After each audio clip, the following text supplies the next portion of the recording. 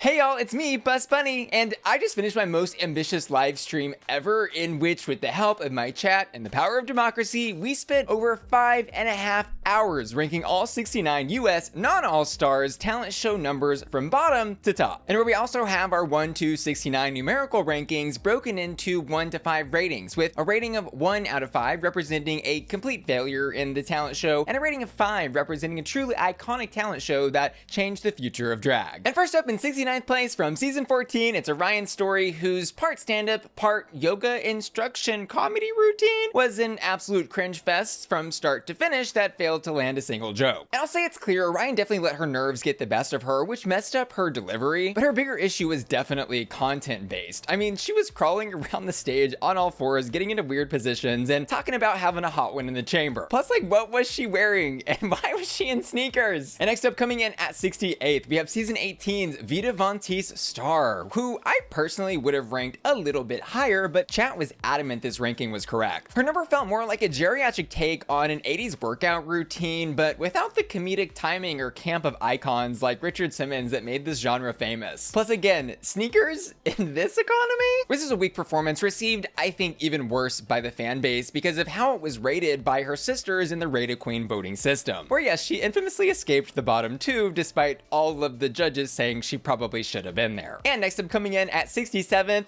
6-7, it's season 14's Deja Skye, giving us a comedic cheerleading routine where she attempts to, in an instructional performance, teach the audience a series of cheer moves that culminates in a dance. And the thing was, these moves were more suggestions of nothing, with no real punchline and without a good final dance. And the thing is, cheerleading is a seriously athletic sport, and her take on a non-serious routine, especially considering she was wearing sneakers, just didn't land. And like, side note, are y'all noticing a trend yet? The bottom 3 queens in this tier list were all wearing sneakers on the main stage. Notably though, myself and my chat wanted to commend Deja's beautifully stamped mug in this performance. And coming in at 66, we've got season 15's Aura Mayari doing a dance routine to Kill This Love by Blackpink, which was, yes, lackluster at best, but in Aura's defense, she did have a torn hamstring when she was performing this, so her moves were a little hindered. But the big takeaway that I took from my chat and why they ranked her so low was they were big fans of Blackpink and the original choreography in this video. And so I think if a queen is looking to do a dance number to a well-known track with well-known choreo, then they should be looking to do it as good, if not better. And next up, coming in at 65th, it's season 15's Irene Dubois How to Make Water routine, which I think is very fairly ranked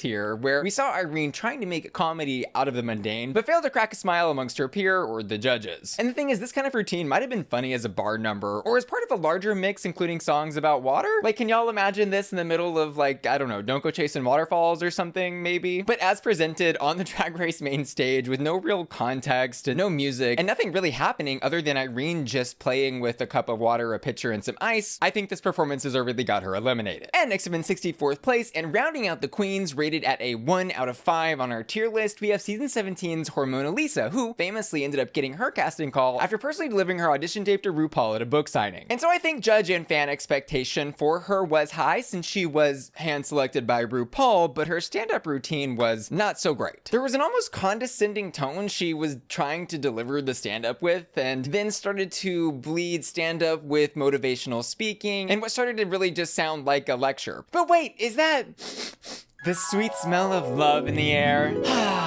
Well, guess what, Mimi? Valentine's and Galentine's are right around the corner, and thankfully the sponsor of today's video, Aura Frames, is here to save the day with the perfect personalized gift. This is the beautifully designed 10-inch Carver Matte Aura Frame that I've loaded full of photos of my little kitty, Titania. I love the Aura Frame because it's easy to use and personalized. Just download the Aura app to upload unlimited photos and videos directly from your device, and then the Aura Frame will automatically cycle through your selections at a pacing of your choice. I also gifted the Aura Frame to my mother, who lives several states away, and she loves it. The Aura Frame is the perfect gift to give, and you can preload it with photos before it ships. Plus, the frame will come packaged in a premium gift box with no price tag. Named #1 by Wirecutter, you can save on the perfect gift by visiting auraframes.com. And for a limited time, my viewers can get $35 off their best-selling Carver Matte Aura Frame with code BussyQueen. That's AURA frames.com with code BussyQueen. Support the channel by mentioning us at checkout. Terms and conditions apply. And next up at 63rd, at the bottom of our queens, my chat rated a 2 out of 5, we have season 14 16's Alyssa Hunter, giving us a rock and roll lip sync to Mayhem by Hailstorm. And I personally probably would have rated this a little bit, but not much higher, because I think a rock and roll style lip sync like this can be a really hard sell on Drag Race. And this is one of those moments for me where it's like, if you're holding an instrument, I kind of want to see you playing it and not just pretending to play it. And next up in 62nd place, we've got season 14's June Jambalaya, whose barefooted African style dance was sabotaged by a headband. And while I think her rating here is fair, I do think June definitely deserves some kudos for doing something that wasn't just another drag song, but also I think we can fairly say this could have been a lot more dynamic or interesting. And next up in 61st place, we have Amethyst, who performed a lip sync number in sneakers and jeans to Lisa Stansfield All Around the World, where the joke in these lyrics is that she's looking for her baby, who she reveals way too early in this lip sync number is strapped to her back. And then so the punchline of "Where's my baby? There it is" kind of ruined for the rest of the number. Plus again, she's wearing sneakers and jeans for no real reason on the main stage in the talent show when she's supposed to be introducing herself to the world. This number, I will though fairly say, is probably something that would have worked a lot better at a bar than on the main stage of Drag Race. And next up in 60th place, we have season 17's Lydia Butthole Collins, who was giving us a burlesque kind of puppet number that certainly was at least visually interesting, but it was also very messy and poorly executed for what it was. The costume is falling off of the puppet, and the reveals are kind of sloppy, and it's kind of confusing where it all landed, and in fact, I don't really think it landed at all. And the thing is, this could have been great, because everybody loves puppets, but this needed a lot more time in the planning stage before it came to Drag Race. And next up in 59th place, we have season 18's Kenya Pleaser's performance of her original track, Kenya, who infamously, like her season 18 sister Vita, was saved from a bottom ranking due to Rita Queen interference. And this was another number that I think was just received a lot worse than it actually was by the fan base, considering Michelle Visage herself came into the workroom to talk to Kenya this same episode about knowing her lyrics when she's performing on the main stage. And so then to see her in the talent show number not only forget her lyrics, but give a really rushed performance of her choreography was just a bit of a letdown. And next up in 58th, we have Tsunami Muse. And this I thought was an interesting performance in that the song itself had potential, but the physicality of the performance just never went anywhere besides her walking back and forth on the stage. And so this kind of ended up just being an okay lip sync to an original track that didn't tell us much about Tsunami without any extra pizzazz. Next up in 57th place, it's season 15's Malaysia Baby Doll Fox, who gives us an original track performance that's kind of a lot like the other original track performances here in the low 50s ranking. It was just missing something a little extra, the choreo felt a little sloppy, and the content was also a tad cliche, with lyrics about getting the crown while she sits on the throne at the end of the performance. And next up in 56th place, it's season 15's Sugar performing her original track,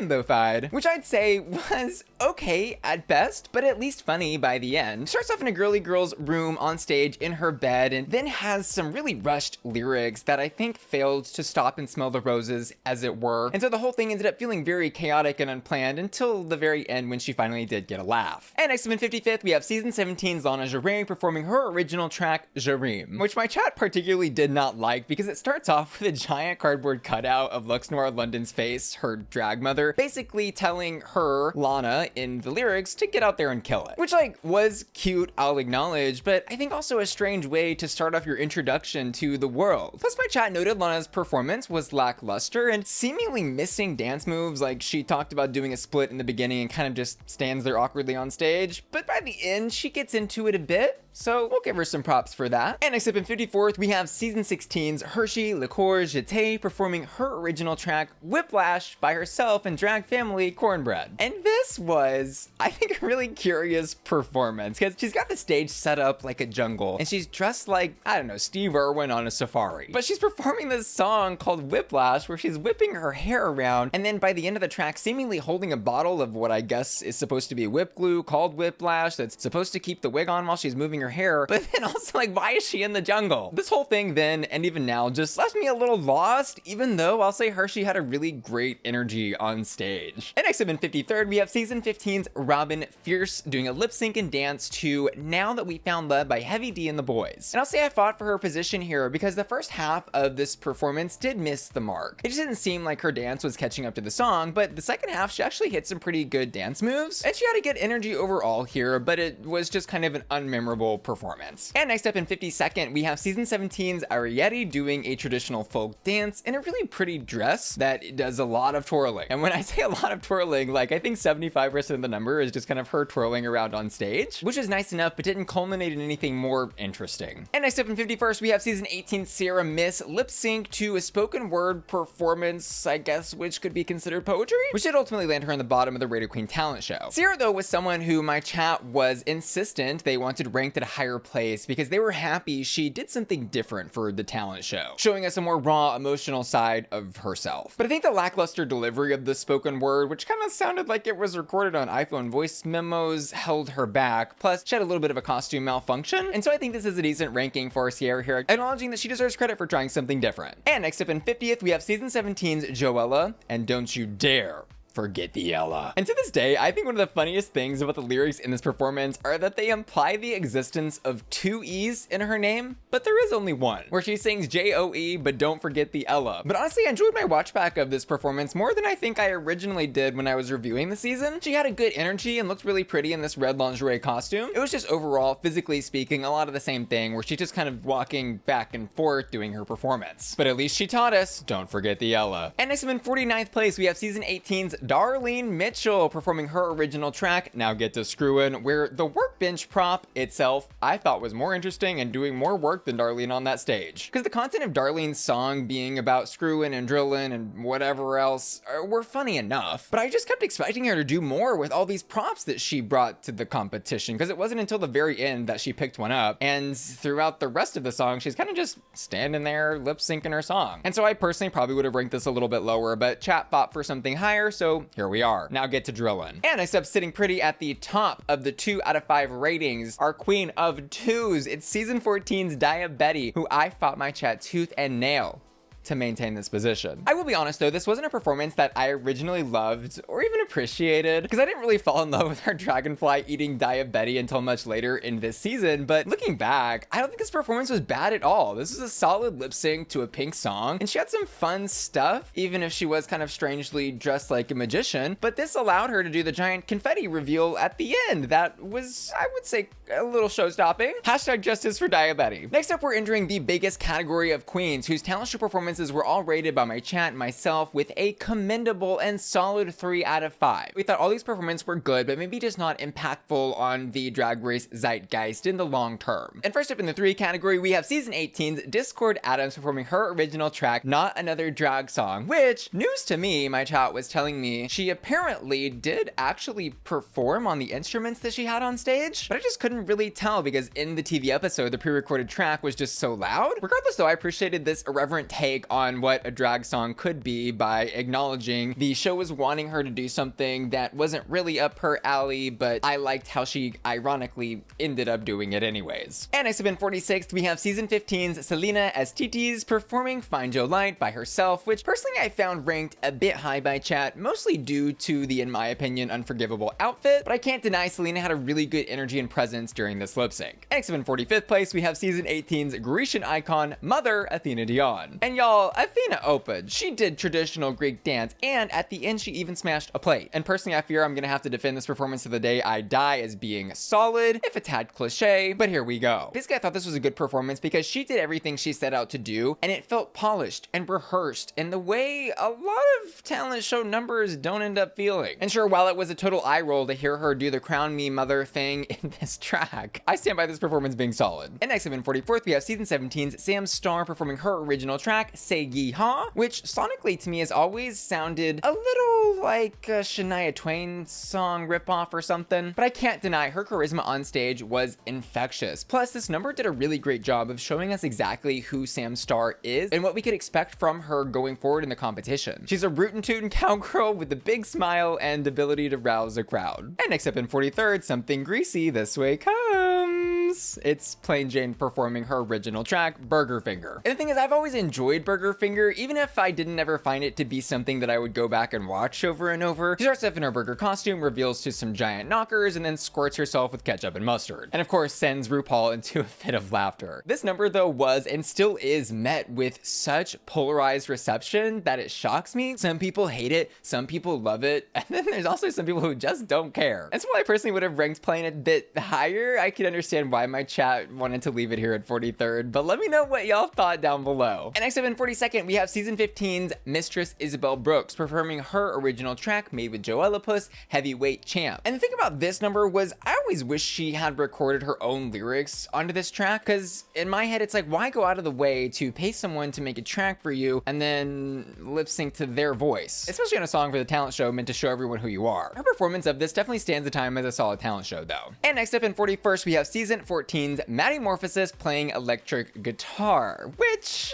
I think if you're a Maddie stan you loved, and if you're not a stan, maybe didn't care about. But I will acknowledge few queens dare to show a real talent unrelated to the field of drag, traditionally speaking, and it was impressive that she did something other than a lip sync or original track. I'll also comment, I'm not ever sure I bought into the idea that she was actually plucking the strings with her tongue, but maybe? But yeah, we had some Maddie riders out there fighting for this position, so here we are. Next up in 40th, we have season 15's Spice performing her original track, Ding-a-ling, which famously starts off with her coming out of a coffin in the middle of the Drag Race stage. And the thing is, I'm always gonna be a sucker for emo or goth styled drag, and so this was right up my alley, but Spice also proved that she was funny and knew how to give a beginning, middle, and end to a performance. And next up in 39th, we have season 16's Amanda Tori Meeting performing her original track, Where's My Kitty? And speaking of, did anybody find it? And interestingly, this number was one that I didn't care much about when I originally watched the season, but on watch back, and I guess now being an enjoyer of a mandatory meeting, I really liked it. It was stupid funny and entertaining in the same way that I think Spice's track was. And also I think if you love kitties, you'll love this track. Plus it was just a fun way of her acknowledging who she was and is. And next up in position 38, we have season 14's Kerri Colby performing a lip sync with jump rope to Maga Minaj's Anaconda. And notably in this, Kerri did mess up in this performance where she got the jump rope caught under her foot. But the thing is, this didn't seem to bother the judges or anyone else then or now. Because the thing is, Kerri gave a really solid lip sync, was charismatic on stage. And while I think we can acknowledge she was also helped by the popularity of this track at the time, this is a fair position to me. And next up in 37th, we have season 14's Jasmine Kennedie performing a lip sync to I'm in Love with a Monster by Fifth Harmony. And here, Jasmine proved really early in this season she was going to be a force to be reckoned with when hitting the stage. And she's one of the few queens who I think lip synced to a top 40 track so entertainingly. Next up in 36, we have season 15's Princess Poppy, whose comedy number was a blend of lip sync and lip sync ventriloquism, which was unique to the talent show format then and also now, at least in the US franchise, where we have of course seen queens like Kyron Thrax do numbers like this to a much higher level over on Drag Race UK. But the main joke here is that Princess Poppy is a pretty girl with a foul-mouthed growth on her arm making nasty jokes. And while this number maybe could have been better with real spoken word or real ventriloquism, it was funny for the time. And next up in 35th place, we have season 16's Megami performing What's Up by Four Non-Blondes and of course protecting queer art. And honestly, let me just be the first to say I did not properly appreciate this performance when I was reviewing this season. I think I gave it like 2 out of 5 flames originally, but how was I supposed to know that protect queer art was going to become so iconic in the Drag Race lexicon? But I also want to say I'm sorry to Megami for not acknowledging how good the lip sync she gave really was. She emoted perfectly, really nailed this, and sure it was a little cringy at the end with the postcards, but hey, the memes kind of made her famous. And this number probably always will be one of the most recognizable pieces from the Drag Race talent shows. So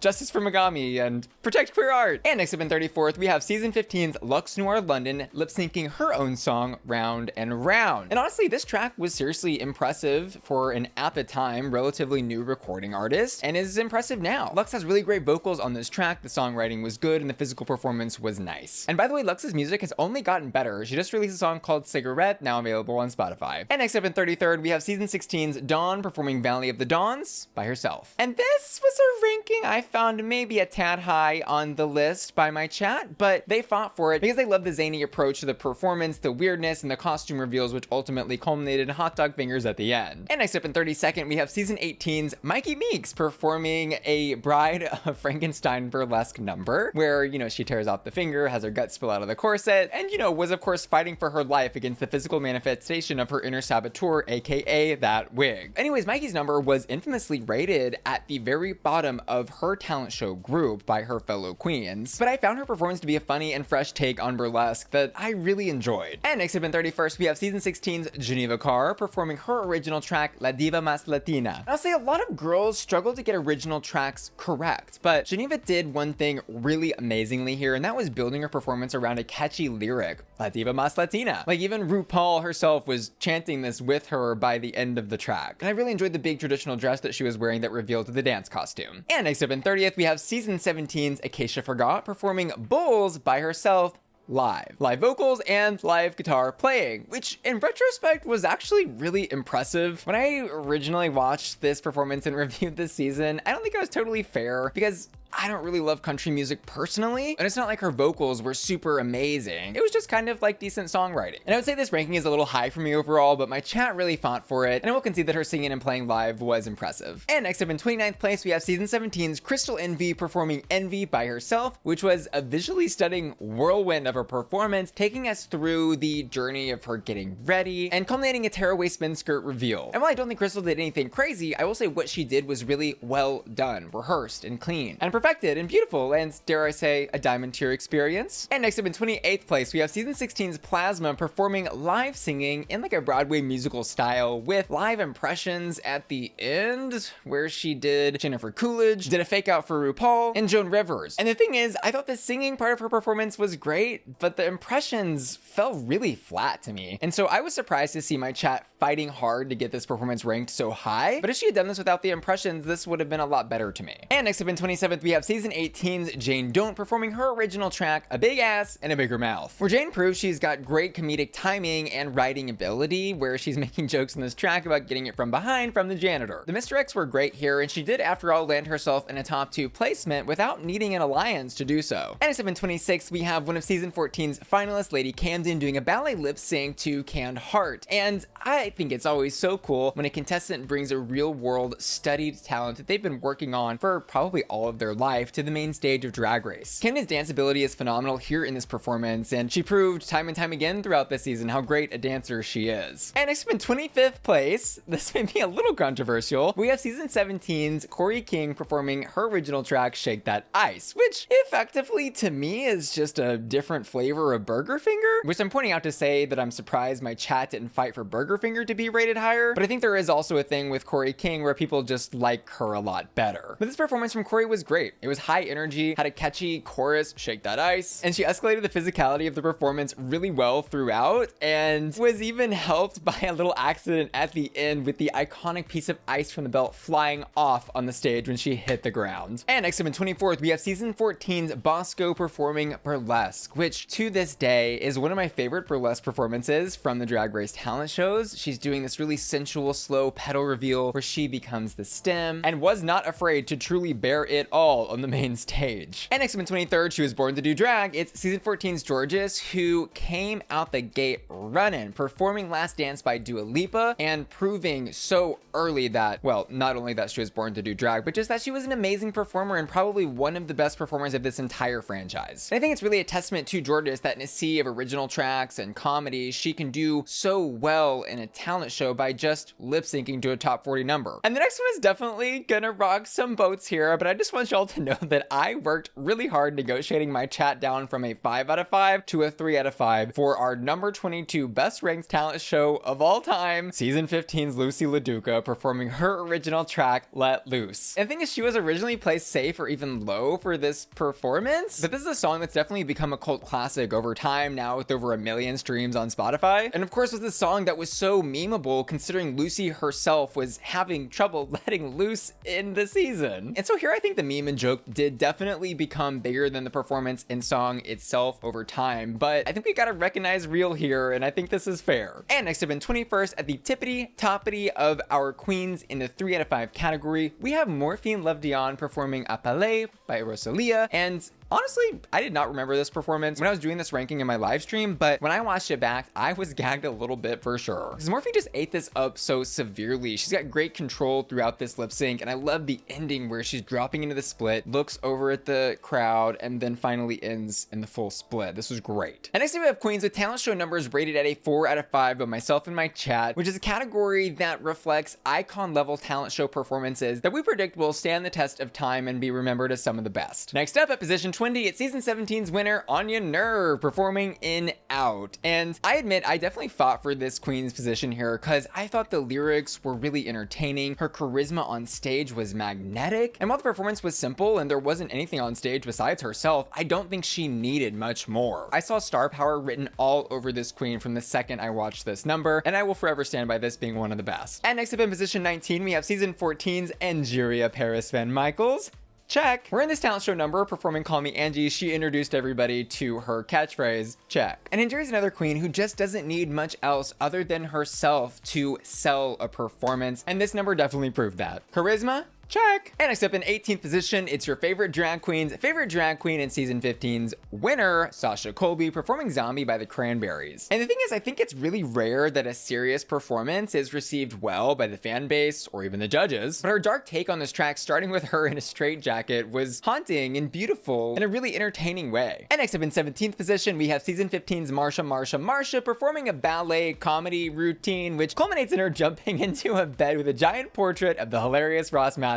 And personally, I didn't recall this performance as being one of the GOATs, but I definitely laughed pretty hard when I watched it back and appreciated her infectious energy on stage. And next up in 16th, we have season 14's Kornbread performing an original track. And while I don't think this specific track is one that gets a lot of replay value, like let's say Lucy LaDuca's, I do think that the performance Kornbread gave here was phenomenal, and she's got great bars and flow in the first part and some really entertaining dance moves at the end. She also was helped by some really interesting props like the chicken finger necklace and then the Where's Merle Ginsburg milk carton in her bag. And next up in 15th place, we have season 17's Lucky Stars is performing her original track, Lucky's Lemonade. And this number, I think, is really special to the Drag Race fandom because of its stunning visuals and her ability to clearly sell a beginning, middle, and end. It was so awesome to see her pedal out this lemonade stand where she is the lemonade and lemon jar and lemons, and then start working with her lemons to ultimately squirt lemonade all over the main stage. And next up in 14th place, we have season 17's Jules Sparkles performing her original track, La Leche. And curiously here, are you guys catching that liquid themed tracks were really popular in this season and super successful? But this was so fun to watch back because Jules is here proving that she was a force to be reckoned with, where she's got great physical performance and comedic timing with lyrics in the track where she looks at Rupaul and is talking about La Leche. Rupaul, do you know what that is? And next up in 13th, we have season 16's Mirage performing her original track, She's Such a Bitch, complete with heel clacks heard round the world. And I'll be honest, I probably would have ranked Mirage somewhere in the high 3s of this tier list if it were just me, but my chat fought long and hard to have her up in the top 15. And honestly, like, who am I to argue with 9 million Spotify streams? My only thoughts were, I think the physicality of her performance was outmatched by some of the other queens, like Jules, albeit her song was, yes, very entertaining. And next up in 12th position, Beep Beep Toot Toot, it's season 17's Susie Toot performing Tap to an original track, Smoking Susie. And the thing about Susie's performance was it was so fresh and unique for the show, and the first queen to tap out the Gettysburg Address. I really enjoyed the 30s sensibilities she was clearly projecting in her style on stage, and I loved her crazy makeup even then, despite much of the fan base being a little non-receptive to it. Susie was funny in a really cerebral way here, and I don't think this number will ever be forgotten. And next up in 11th place, is that her real hair? It's season 16's Q performing a sort of comedy ballet where the feet of her character set up on this stage are actually her hands, which allows for some really great stupid physical comedy, and where she proves here that stupid is king, or should I say queen, on RuPaul's Drag Race. And next up in 10th, we have the queen of flips, season 16's Maya Iman LePage, who flips forward, backwards, sideways, and on top of boxes to do handstands to the Calvin Harris track Bounce featuring Keyless. And I'll just say, doing this type of high energy performance with all these crazy moves that continually escalates upon itself to a house track